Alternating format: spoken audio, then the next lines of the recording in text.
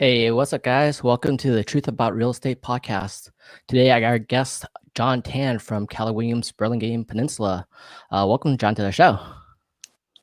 Awesome. Thank you. Thanks for the invite, Matthew. It's awesome to be here. Yeah, I've been watching you. I know you're a newer agent, and I saw that you joined a great team, and it looks like you just started your real estate career pretty recently. So I wanted to catch up with you today because I seen that within the last 2, 3 months already, you've been blowing up already. You've been really successful. I like what you're doing, and especially as a newer agent, I think you're taking a lot of the great traits from seasoned senior agents who are kind of showing you the ropes per se, and I think you're doing really well. And I'm excited to see you be a rising star and blow it up. Thank you. That's pretty awesome. Thank you very much. Yeah, let's talk about your background. Where did you come from? Yeah, so I'm a San Mateo native, born and raised in the Bay Area. Spent a lot of time in Millbrae. That's where my parents, they're entrepreneurs. They had a couple businesses based out of Millbrae. Super early days. We were like one of the first Chinese families in Millbrae, and yeah, we all know Millbrae's pretty Chinese now. It is a pretty dominant area right now. Wow. Okay, Yeah. you're one of the first. That's pretty good history too, to be one of the first, and especially be in Millbrae, a great area to live in, and a great school districts. Yeah, absolutely. It was a really cool place to grow up in. Like I said, a lot of just like diversity. Kind of had that traditional American upbringing, but with a very Chinese kind of a best of both worlds kind of deal. All right, so went to school, hung out with like all the American kids, and then soon after, like went back to the restaurant where it was just like all our family working in the kitchen and all that good stuff. Um, I grew up in San Mateo. Went to college at CSM for, I was on the extended program over there. But then from there, went to San Francisco State, studied marketing, really enjoyed that. I graduated with a bachelor's. And then soon after I graduated, I moved to Hawaii. So I spent about 9 years in Hawaii. And then in 2017, ended up moving back over here to the Bay Area. I actually kind of accidentally got into tech out in Hawaii. Worked for some really, really great people, and really grew professionally out there. And then decided I wanted to try and continue to do tech. So that's why I ended up moving back to the Bay Area, and then somehow found myself in real estate now. Nice. So, for example, you were in Hawaii. Which island? Oahu, Well, okay, Honolulu. that's a great island. Everyone goes there, especially for tourism, and just it's a great fun place to be and eat and Yeah. relax. So Mhm. why would you go from Hawaii to California? Why would you go back here? Like, besides Uh, the tech part of it, like you're in Hawaii, that's a great place to be, to yeah, relax. You have a good tech job. yeah. Yeah, so I really grew a lot in Hawaii professionally. That was when I first graduated from college. So I picked up a lot of really interesting skills out there. A lot of operational support, human resources support, recruiting. I did a lot of contract work and did some retail, some sales, just like everything, right? Basically, what brought me back to San Francisco was that I actually learned how to uh, do some programming. I learned full stack web development, app development, and then I tried to jump into the job market out there. I really was wanting to do tech, and Hawaii was very kind of new, but also very limited, right? Because we're an island. Everything on the island really revolves around tourism, the military presence, right, and really like even real estate. Anyways, I wanted to really make some of the big bucks, work at some tech, and eventually. My dream was to, do a startup and, build an app or something like that, right? Like the total cookie cutter, like American tech. I can't hear you now. Go ahead. Hello. Okay, now I can hear you. Oh, Sorry. can you hear me now? Yeah, I hear you nicely. So you're talking about the American dream of, going back into tech, creating startups, creating applications, and doing it Yeah, like moving back to Silicon Valley, just like the show, and just like other entrepreneurs who want to create a great startup and they want to be in the Bay Area to do that, right? exactly, exactly. I had all my friends and family out here, and you know what? My first job when I graduated from the programming boot camp was like a junior developer. And can you guess how much they were offering? 60s, 65. Yeah. No, it was like mid 30s. Oh no way. That's too low. For Yeah, the area. yeah. So I was like, hey, you know what? Like, for a junior dev, like in San Francisco, you're making closer to say like 100 or something, right? Like at Yeah. least 80. Yeah. Um, so yeah, that's why I was like, okay, maybe things are kind of limited out here. I love it. I love everything about Hawaii, but it was just I had built up all these skills, and I wanted to kind of spread my wings and really kind of test it out and get go into the wild. So that's the reason why I initially came back. That makes sense. Too bad, unfortunately, you can work remotely during that time and just get a job in Silicon Valley, but actually live in Hawaii and just work from Hawaii and get paid California dollars. But they're Hmm. not gonna do that. But it would be nice to have that option if they did. That Absolutely. that would be really cool. Even now today, they don't do that exactly. You're getting paid where you live, regardless if you're working at home or not, right? Yeah. So you came back, you're a full stack developer, you understand the technology. What made you go into real estate? Yeah. So I worked at a startup, and I worked there for a little while. Um, Really learned a lot from the startup experience in San Francisco, right? Just working with a lot of very smart, talented people, very good at what they did, and very efficient, right? So, really masterful use of resources, time, and efficiency, right?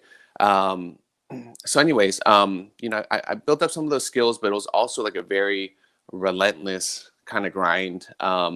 A lot of challenges that were every day. I was like, oh man, I'm not, my heart's in the mission. The product's great, but it just wasn't really where I wanted to, I didn't really see a big trajectory there. So, anyways, we had our son. I worked over at City College for a little bit, which was also awesome.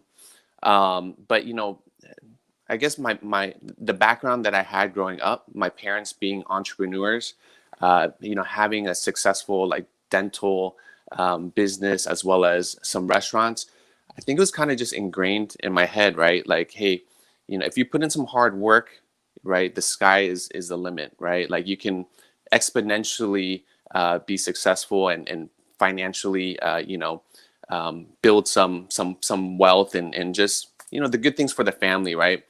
If you just kind of found that grind. Um, so, I kind of gave up on the whole like startup app dream and everything like that. And, I was a little bit kind of, I felt a little bit lost for a little bit, right? Because, here I Yeah. am. I still have that desire, that drive, that motive to really make something of myself and be successful at something, right? That I venture out and I could do. So I just remember my good friend Alex Ty, as I think most people know, right? Super awesome guy, really really great at what he does, very successful, has a great reputation, right? So I saw his journey into real estate, and same thing. I was kind of watching him, and I was seeing him be very successful at what he was doing.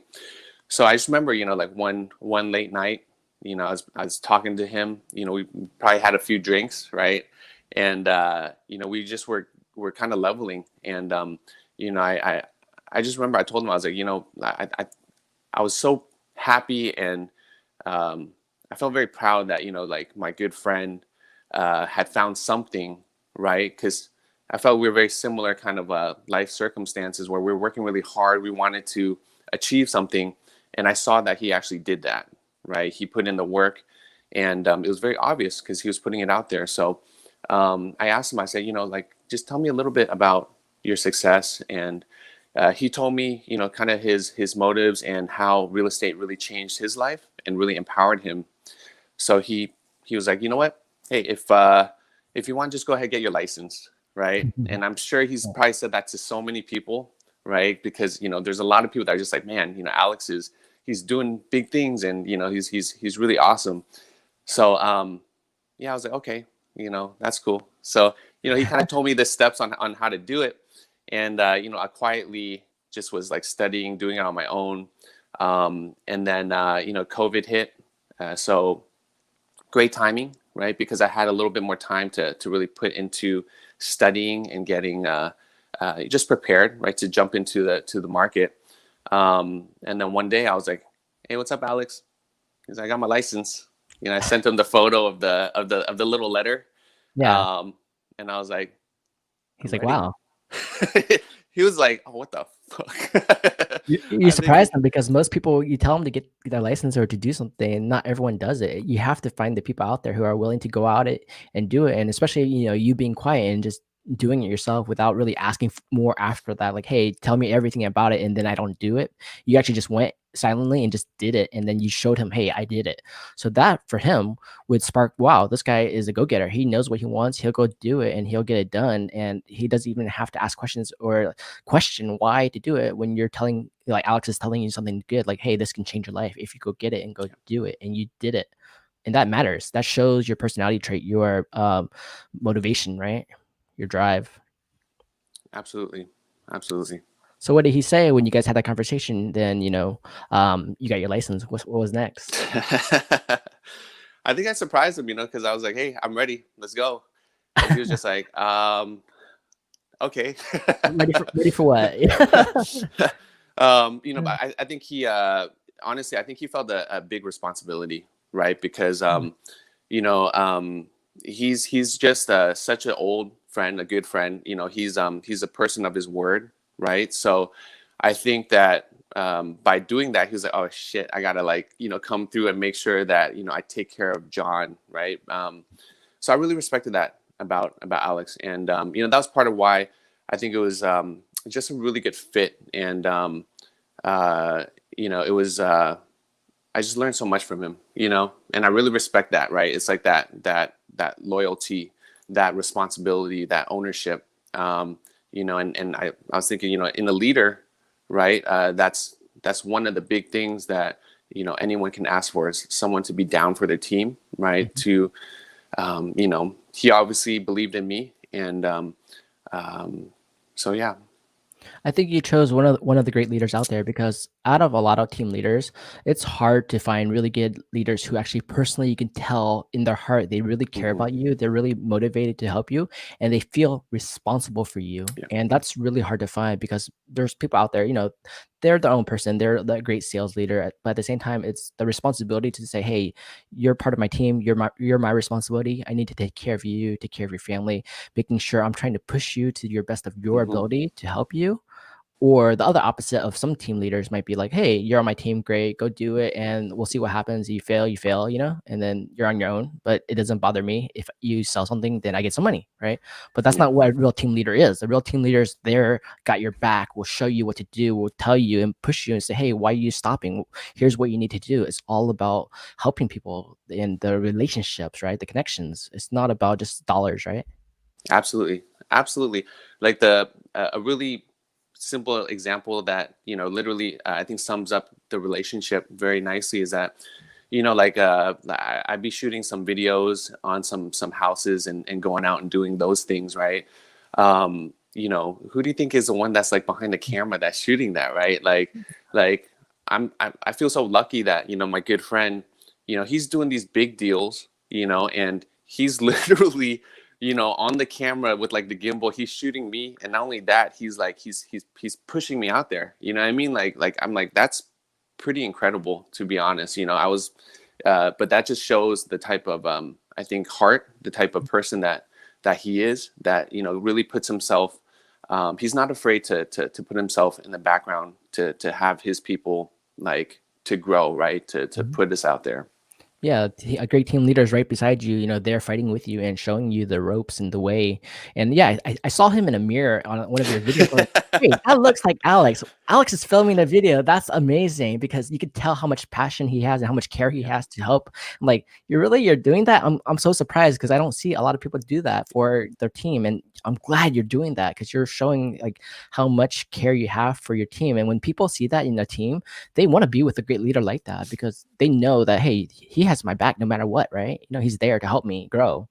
That's the great absolutely. thing about him. I noticed that from the beginning. The way his personality trait is really caring. Yeah, I mean, he'll push you. He'll definitely push you. You know, Yeah. but it's made me. That's how I got some success, right? And it's never like there's never really like a super comfortable day, right? There's always one foot in, one foot out. You're just always pushing the envelope. But I love it because we have that support. It's not just hey, we're gonna push you. It's like we're gonna push you, but we're gonna make sure that you succeed.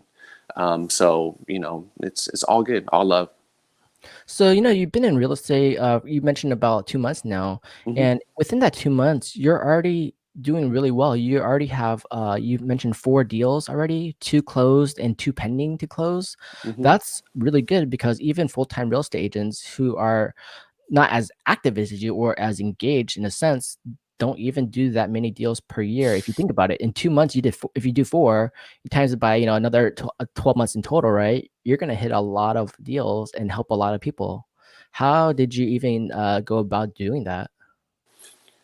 Just honestly, great mentorship. Being able to learn, challenge myself every day. I think being very honest with myself, in terms of where I needed to grow. What were some of my soft spots. Also just really going out there and grinding, right? Like the work ethic, I think, is huge. But on top of that, right, if you put in the work, but if you have the support, the experience behind you, to really do that, I think that's a winning combination. Um, a lot of friends too. So very early on, a couple of those deals. My very first deal was from a very good friend of mine. She referred a good friend, and that was huge. You know what I mean? Because I was like, I had just started, and that slowly grew some confidence. But it was just I would say a lot of support, and just going out there and doing the work. So, for example, in real estate, the perception and reality are completely different. And the perception is, like you're going out, you're selling real estate. It's really easy. You make a lot of money. You see a lot of beautiful houses, right? But that doesn't seem like the reality of it when you actually look at it behind the scenes. What is the reality? What did you have to do when you first started 2 months ago? What did you do? Yeah, the reality is it's a total grind, right? And I don't know how I feel about that word, but that's really like the way it is, so just cold calling, cold calling. I mean, especially right now with COVID, we can't do much in person, so everything was just cold calling. So we as newer agents, people will promise you a whole bunch of things, right? Like, hey, we got the best leads, right? Like you're gonna sign up for our program. We're gonna help you close 5 more deals this month. There's literally this one program I see on YouTube every time I open it, right? And it's just like, yeah, 5 more. I'm like, shut up, like I'm Yeah. like that doesn't work, like it's having the mentality, right, to go out there and if I don't get on my calls, if I don't prospect in the morning, I feel guilty.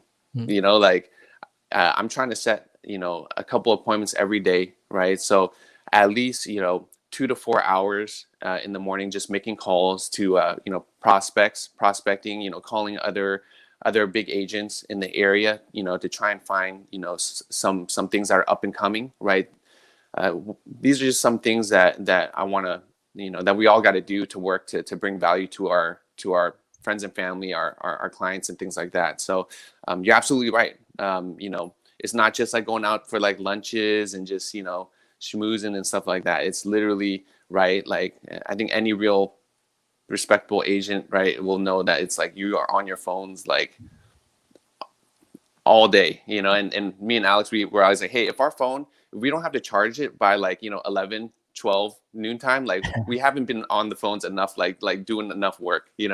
Okay, so let's hold off right there. So you mentioned the first thing you mentioned was cold calling.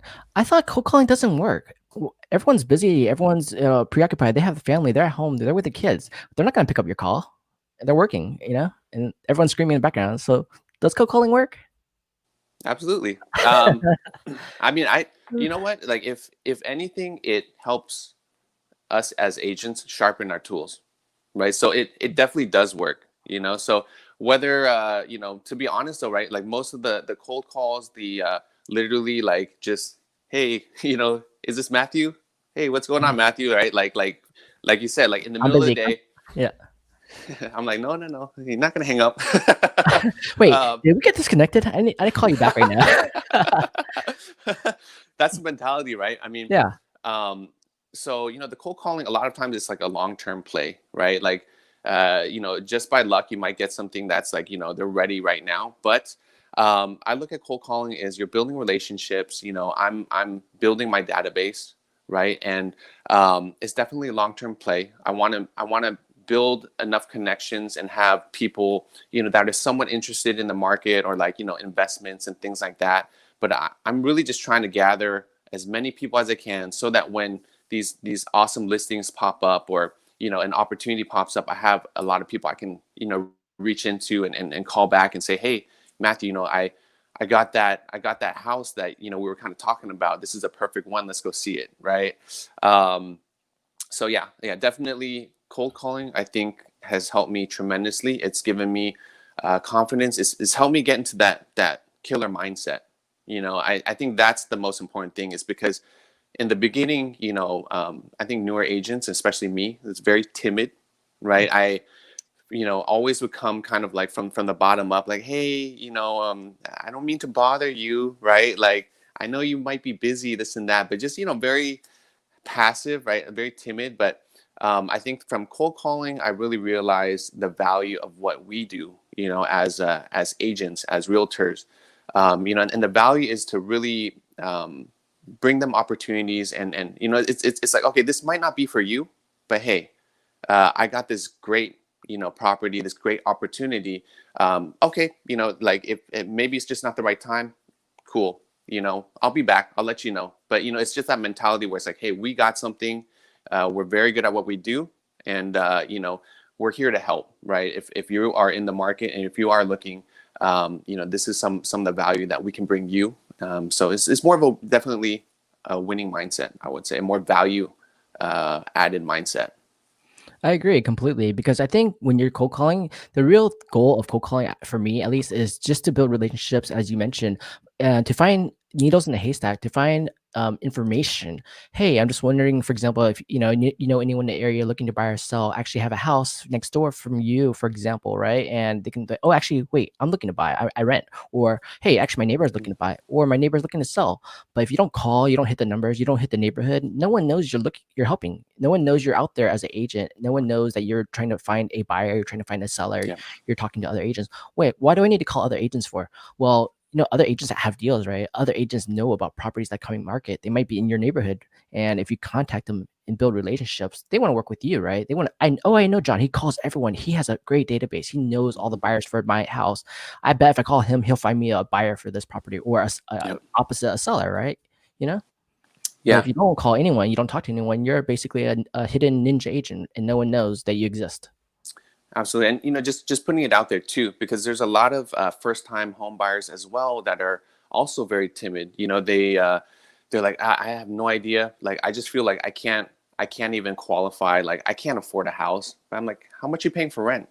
4 grand. Okay, yeah, maybe maybe it might be in that ballpark. So really working with buyers, especially first-time home buyers, through that process to get them familiar. And then, if it is something that's more of like a 5-year plan, right? Like, let's have these conversations earlier, so that, we can kind of give you some things to think about, some lenders, or, just resources that you can reach out to. I think that goes a long way, because not everyone's ready to buy a house now. But, everyone wants to build something and leave something for their children, or no one wants to pay rent for the rest of their life. But I think just having those conversations can instill some confidence, can give some of these people some hope, especially where the perception in the Bay Area is that it's just so expensive, no one can afford, and what I mean, like, don't even look kind of deal. But Mhm. there are definitely some opportunities out there, and to have these early conversations, I think, is very, very valuable.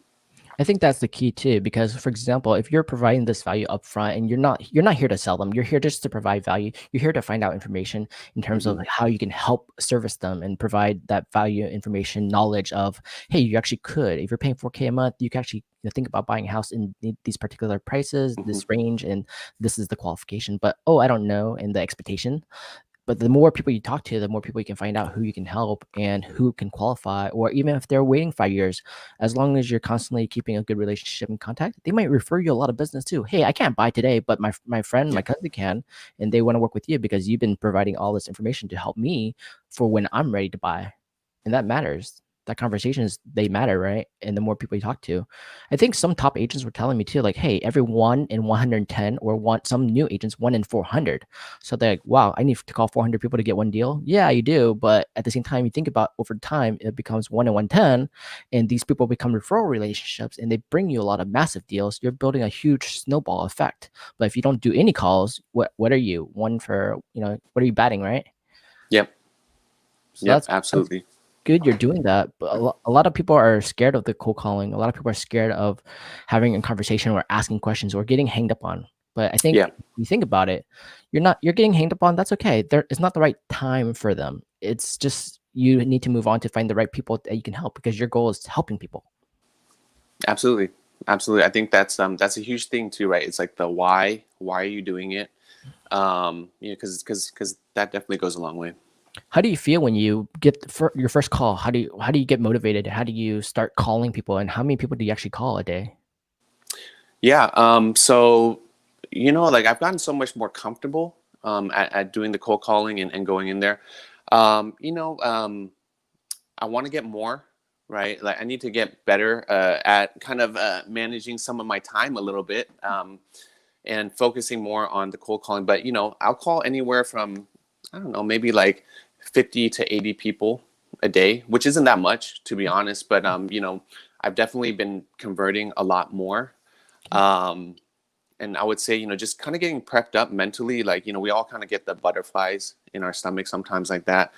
But I've really tried to change that mindset a little bit. Like, when I go into a call, and I kind of feel like, oh man, like, less so now, but sometimes I'll still get a little bit nervous. But that's just, I tell myself, like, that's just myself that's kind of tuning in. Like, this is my body reacting, and I just get more actually tuned in when I'm a little bit nervous. It's like, okay, this is like game time, and it just, that little mental switch helped me change, I think, like a negative into something that kind of actually got me more zoned in and focused, and just ready to like tackle it. I think you mentioned a good word, like, being focused and the mentality of it and understanding your body.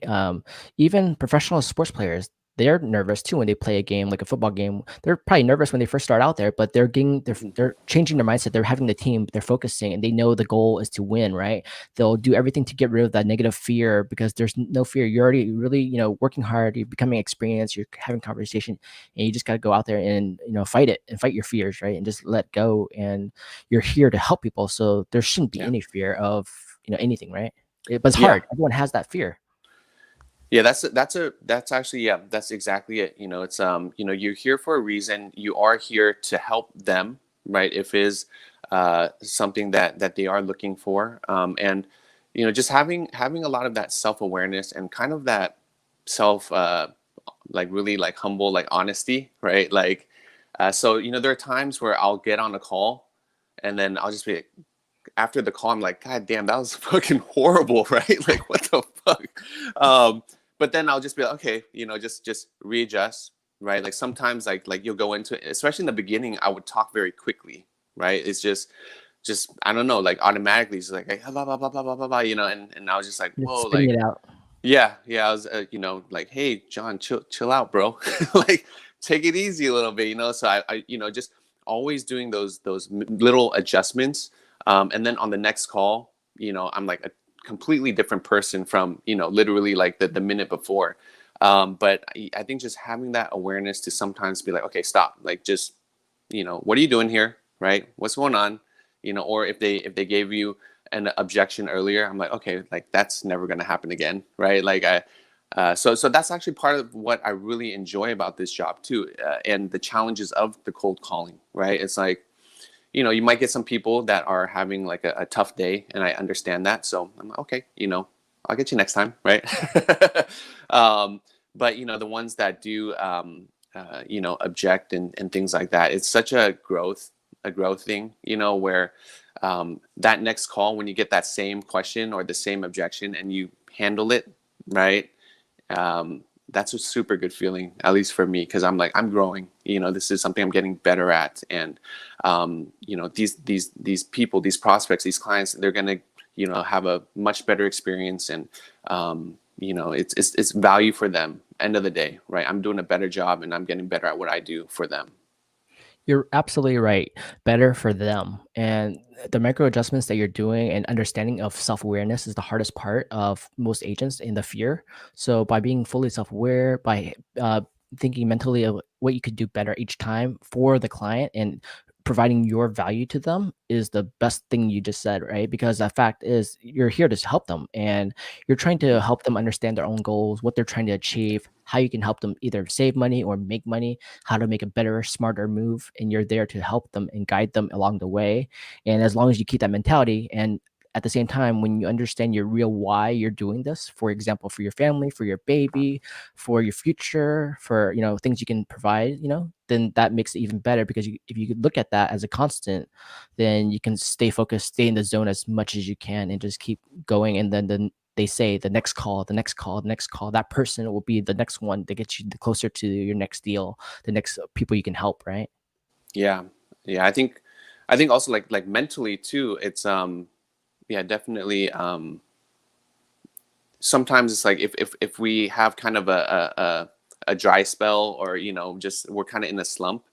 I think for newer agents, especially for myself, you know, it was very easy for me to kind of get into that, the scarcity mindset, right? So like I would kind of start feeling like creeping, like, oh man, like I haven't written in a while, like I need a deal, right? Like oh, when's the next one coming? Like, so I just had to really be honest with myself and catch that. You know, anytime I kind of feel that creeping up, you know, I go back, I'm like, you know what, you're putting in the work, you know, as long as you're disciplined, you're putting in the work, right? Like if you're not putting in the work, then yes, maybe you might feel kind of guilty and your mind kind of goes. But if you know you're putting in the work, um it's really helped to be like, you know what, like this next call is going to be like, we're going to set an appointment, or you know, it's not so much like, oh man, I'm going to get shit on or whatever. It's coming in the next call. So that mentality of like, it's literally around that next corner and is coming my way has helped me tremendously. And I think people can feel that too.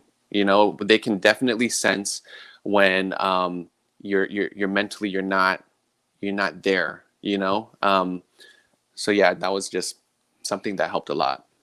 I think, yeah, for example, a part of, doing the calls and knowing your numbers is that when if, for example, if you're betting 1 in 400, hey, your no is making me closer to my next yes. I'm here to help you, but I understand that you're not ready to buy or sell right now. Thanks for letting me know what your plans are, and you move on to the next call. But by going through the motion, you're getting better. You're more acquainted to what their needs are, and you're getting to your next number to help the next person, right? So then you feel as you go along the path of failure, you're getting to success faster, right? Yeah. So it drives you farther to go, hey, yeah, my next call, I'm going to get this one. I'm going to get this listing. I'm going to be able to help this buyer or seller and, help them. Yes, absolutely. Absolutely. Good. So, you came from a tech background. How does the technology come into play? You know, it's I would say more so than the technology. I mean, just because real estate, like, I mean, just technology in terms of operational, like Mhm. things have really come a long way. Like you know, we have everything on the cloud now. We have our CRM systems. You know, even like Keller Williams brokerages, they have, you know, a lot of just like internal tools and like training and things like that. So, technology has helped, but I'm very still pretty old school in certain ways. Like my main technology that I use is literally like Apple Notes, right? Like the little notepad. Mm. I use that a lot. The voice recorder, so for example, if I have just had a conversation with someone, whether it be like an agent or a prospect or a buyer, if I had a really important conversation, just to kind of keep the momentum, um, I'll just use the voice recorder. I'll just leave a really detailed note, and then that way, at the end of the day, I can always go back and just enter that into my that database. So I got that tip from a good friend of mine too. Who's also an agent. Um, that in the CRM. Outside of that, really, um, that's pretty much in terms of the technology that I use. The rest of it is really just kind of nitty gritty stuff. Um, just literally, I just need my phone, a notepad, and that's pretty much it. You're right, especially as even a new agent or even a seasoned agent. I think one thing Decent said really is to focus and to stay in the main lane, which is sales driven, right, and helping people. So the fact is, if you stay within your CRM that you're using, whatever CRM it is, and you're constantly making contacts as much as you can every day, and you even said 2 to 4 hours. I don't think most people even want to do 30 to 90 minutes, and you guys are doing 2 to 4 hours a day. I think Tom Ferry mentioned at minimum it should be at least 2 to 4 hours a day, and to do that, and Alex mentioned, yeah, it has to be way more than 2 hours a day. Yeah. But when you're constantly in the zone, helping and calling, and you have maybe for example you have a theme day, and you're focusing on the people that you want to talk to for that day, you can go through it quicker and help. And taking notes wise, yeah, voice recorder works, or putting it into your system. I believe you guys are using Chime Yep. one way, and you can use that as a dialer, call in there, and then leave your notes right inside of it. So that way, Yeah. when you go back, you can follow up. When they're in your Apple Notes, it's a little harder because you're either going to transcribe it or you're going to leave it there and you have to look back at it. So it takes away additional time. So my recommendation would try to stay within Chimes, try to put your notes all in there, whether you're using like a transcriber, that's automatic transcriber, putting your notes in, or typing it Hmm. in while you're talking to them and leaving quick notes. Then that way you can go back faster and go to the next call, because you can set your tasks. Hey, my next task, my follow-up task will be call them in 3 days, give them a valuation or something like that, right? Yeah. You know what? I'm definitely gonna try that because that's where the I would say the hardest part of this whole thing, right? In terms of just like outside of like prospecting things like that, it's building efficiencies Mhm. in the process. So yeah, I'm gonna try that transcriber Mhm. thing. That sounds dope. Yeah, definitely. I use that on some of our podcasts. Like I use Otter as one way. So, for example, if we're talking right now, I can just put the video drop into it, and it'll transcribe the whole conversation, and it can be like Oh, 20 pages long. It'll transcribe everything. But that's actually good for SEO and content marketing. If I were to take it apart and use it for content marketing. dude, that's awesome. So this Thank is you. one way. Yeah, welcome. Definitely, you guys. I think Alex mentioned too. Like, let's talk about tech. Let's talk about integrations. I help streamline a lot of processes for a lot of big companies, and I do, cybersecurity. But in terms of process system streamlining, I was doing that to save hundreds of thousands of dollars to companies over multiple states, countries, and everything like that. But it's a fun way because in real estate and tech, the part of it is the technology is here to make you more efficient, to make you more focused, and to have it as a backbone to what you're trying to do is help the client, right? Yeah. And the faster you can run through it, follow up, and not drop the ball, the better you can have better engagement with people. Yeah. I So, was mhm, Oh, so I yeah. was just gonna say actually, our operations person L, who's amazing by the way. She introduced this new web app called Monday. Mhm, So it's very brand new. I actually haven't. I'm guilty. I haven't mhm, necessarily like super looked into it, but I see the power of it. Right. It's just one of those things that manages like the whole deal flow. So very early on, some of the things that I learned, right, is once something goes into escrow, as we know, mhm. like things move very, very quickly, and there's just so many things, a lot more parties are involved, a lot more communication that has to happen, And so technology and something like Monday, I think, comes such a long way in terms of helping to create a much better experience for like everyone, actually, like not just the buyer, right, but like title, the transaction coordinator, right, like me, our operations, we're just have to be so much on the same page because of the sensitivities, right, Mhm. the close dates and all that stuff. So that part has been so instrumental, and having the support, just like the manpower and the support behind that too has um, allowed me, at least to just focus on producing, and to keep the deal flow going, keep the momentum going, and also to keep our clients, our buyers, sellers, happy in the service. Yeah, I think one thing is, yeah, project management tools such as Monday, such as other project management tools, keeping everyone on the same page, keeping everything in track, and having team members to support it. Because in real estate, you need a lot of manpower because there's like so many thousands of small tedious tasks, and you don't want to miss any of them. I know some companies they use SkySlope, some companies use Dot Loop, and then you add on e-signatures, and then you add on task management, and then you add on marketing, sales, everything. It gets overwhelming because there's so much to do, and there's a per transaction, right? There's so much to do out there. Yeah. Yeah, I use Monday. I see Monday before, but I have some other recommendations for your team too, on tools. Can always show you guys later too. Different tools. I used them all before, and there's a lot of differences. But the number one thing is like everyone needs to have checklists. Everyone needs to have processes. They need to stop thinking about what to do and just have a system in place so they can just do it and they know who's assigned to. And the more they can delegate it out, the more you can focus back on what you do best is helping clients buy and sell real estate, right?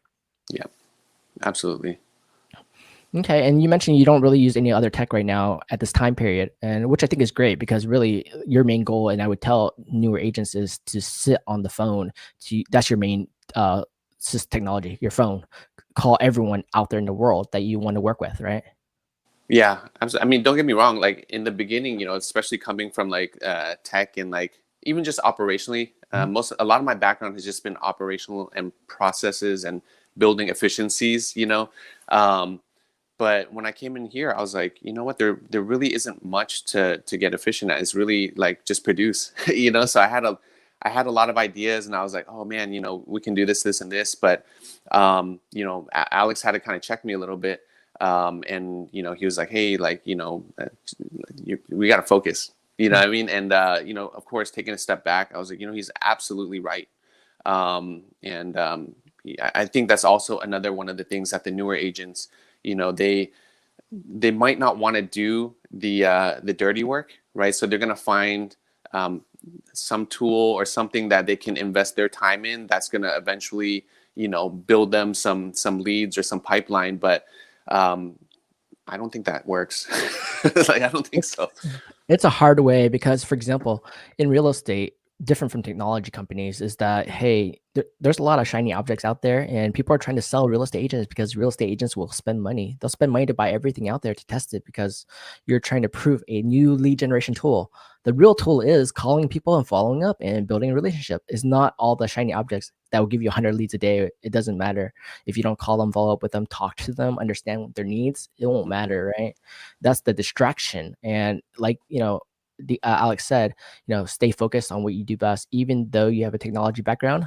Don't worry about that right now. Focus on the calling, the relationships, and building clientele, and that will come later when you have extra time, extra money. Then you can say, "Hey, I want to invest in this because it will help me make it more efficient first, right? Or it'll help me get new leads or something that you need, not want because it's a shiny object."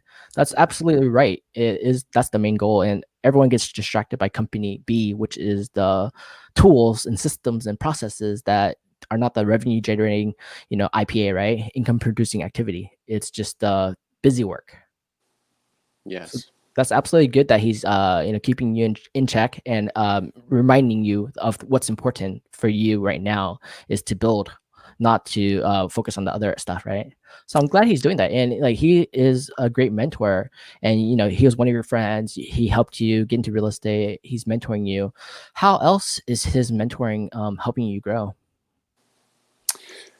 Yeah, really like he, you know, mindset, I would say, he really instilled a powerful mindset. And that was, one of my favorite things about coming into real estate. Actually, I was very surprised at the impact it would have, like the positive impact it would have on me in all aspects of my life. Um, so just kind of having that, assertive, right? Assertive mindset. So I became a lot more assertive with my life, with my direction.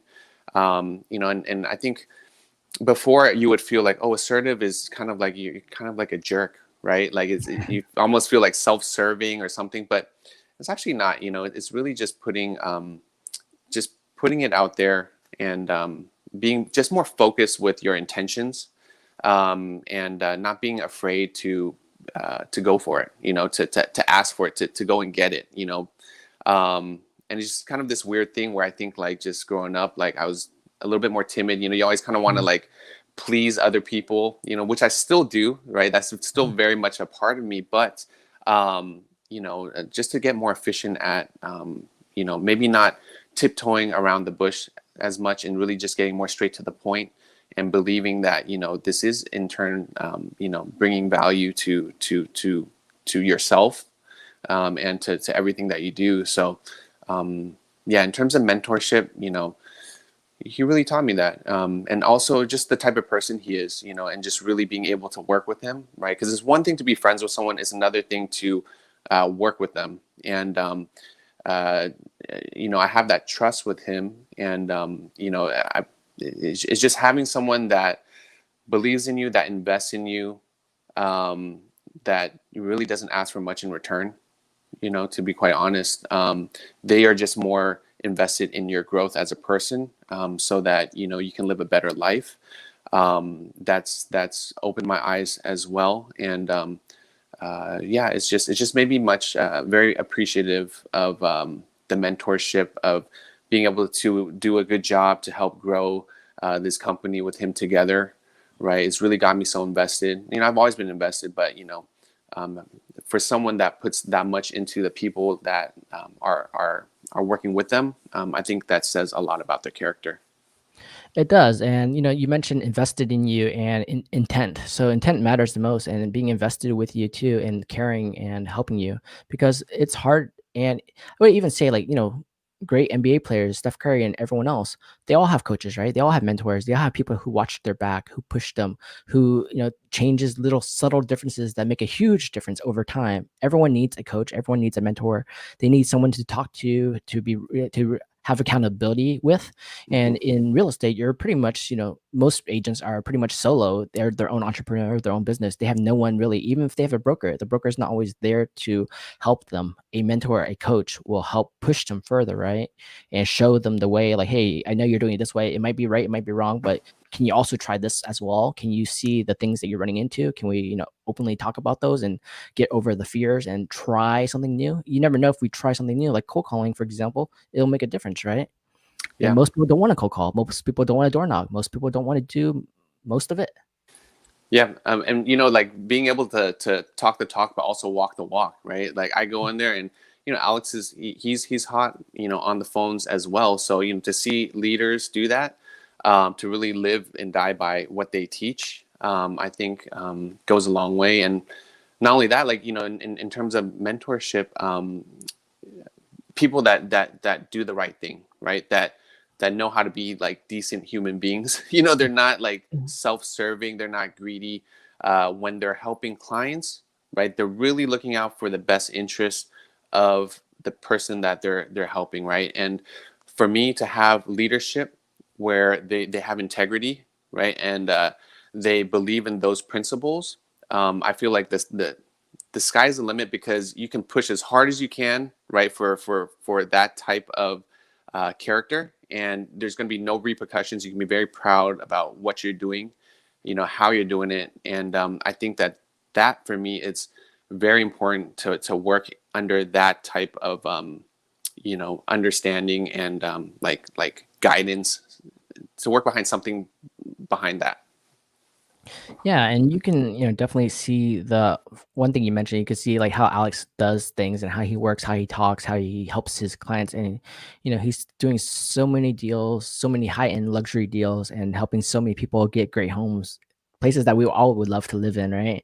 And just, amazing to see how quickly he's done that. He's been in business for 3 years and well, I would say top 1% up there, right? And to be able to do that and the confidence, but also the care he puts behind it is Yeah. the most thing I think people notice that first, you know, and to teach you to do the same thing to help and push you through all those challenges. And like again, you've been in business for 2 months now, but you already have 4 deals and transactions in the San Francisco Bay Area, which is a huge price point, and that can help you change your family really quickly, especially when you keep hustling, you keep providing value and grinding throughout the year, and learning from all the challenges, and like you say, staying self-aware and getting rid of the fear that you'll be having so much fun, and hopefully you will use that money to reinvest into real estate yourself as well, and buy more real estate and buy multi-unit buildings and investment properties, and keep helping even building a team within yours, right? Further. That's a plan. Absolutely.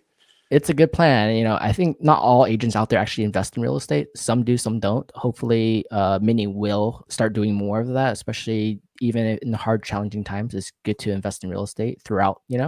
It's a great way to create passive income, tax benefits, and everything else in between it. There's a lot to learn too, but you're talking the talk, walking the walk of investment strategies, right? Next. Absolutely. My only regret is not starting like way earlier, but hey, we're here Never now. too late. Never too Yep, late. exactly.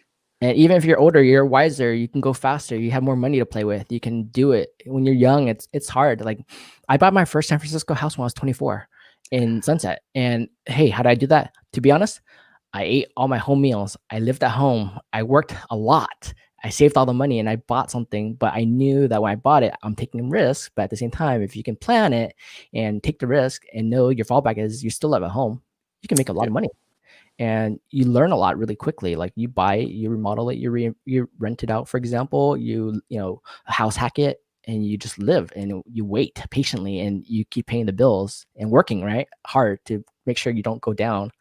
But that can substantially push you further faster to go to the next deal, right? So that's Yeah. a good thing that people want to, start looking at investing more.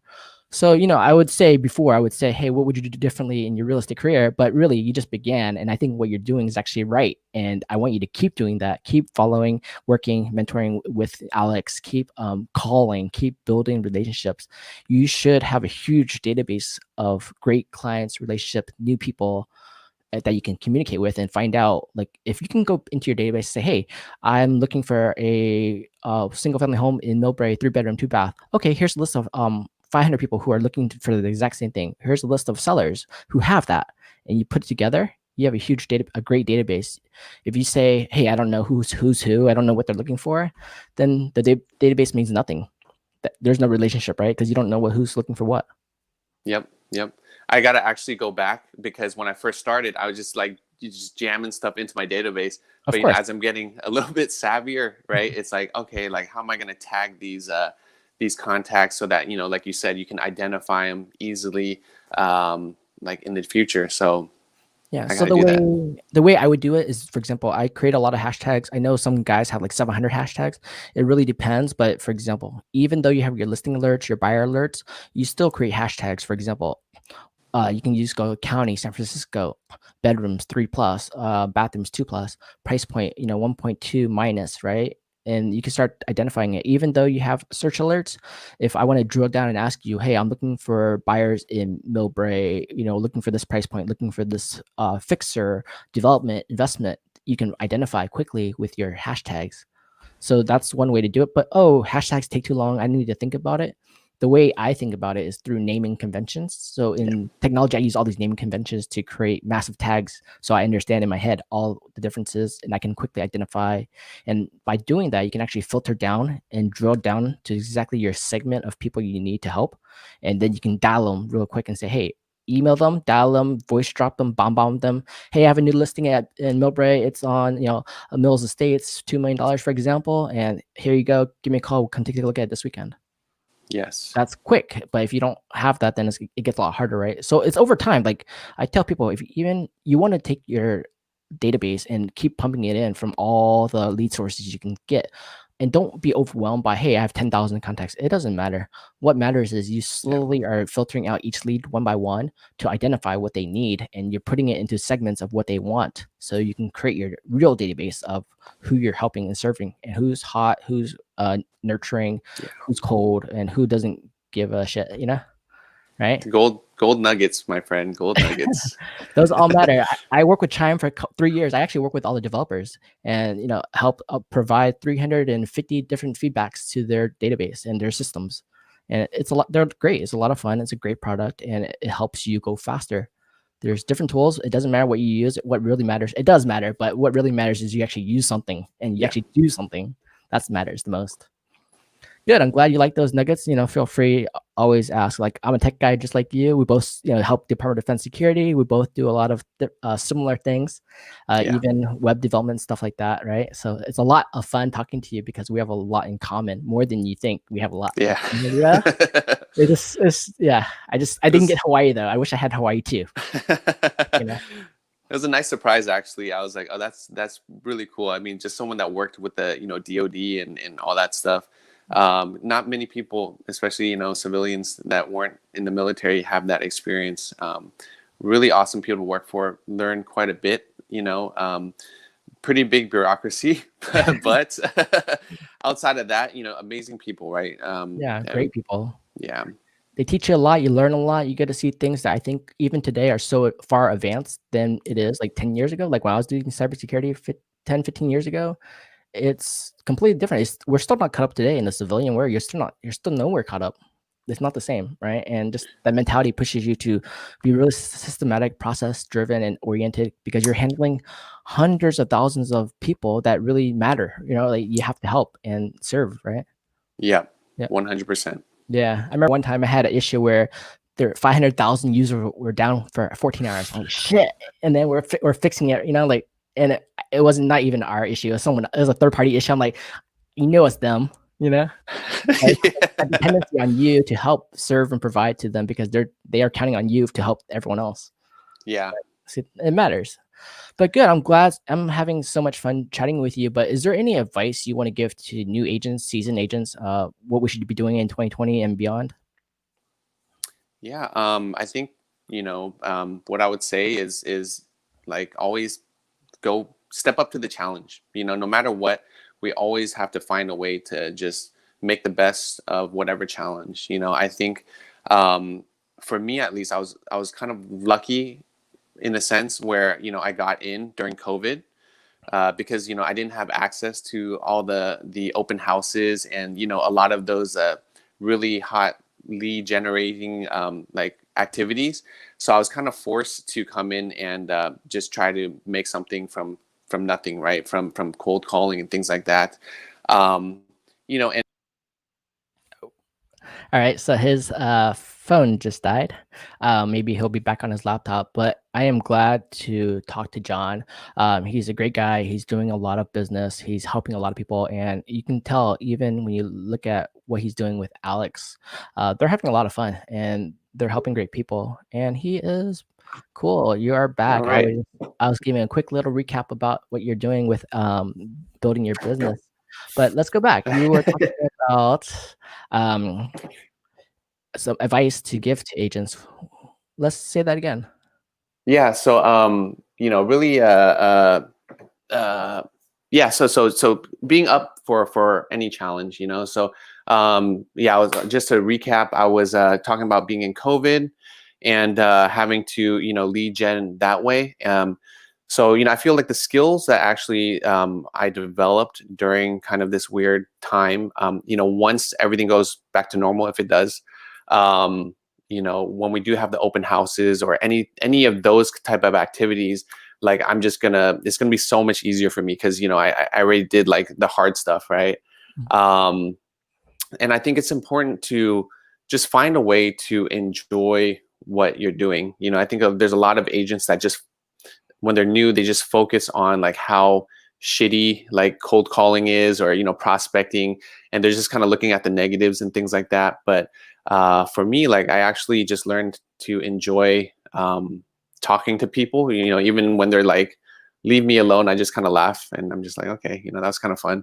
Yeah, I don't why know. not make their day better? If you can leave a lasting impression, just make their day better. Sorry, they have their own personal things, personal issues. We don't know. We're just here to make a better day and ask questions and provide value. That's it. Absolutely. But it's hard though, because Absolutely. our fear is really in our head. They Yeah. would love to talk to us. They would love our help. They would love information. They would love for you to show them the way. And the fear is ourself, Yeah. really, that's what it really 100%. is. Yeah.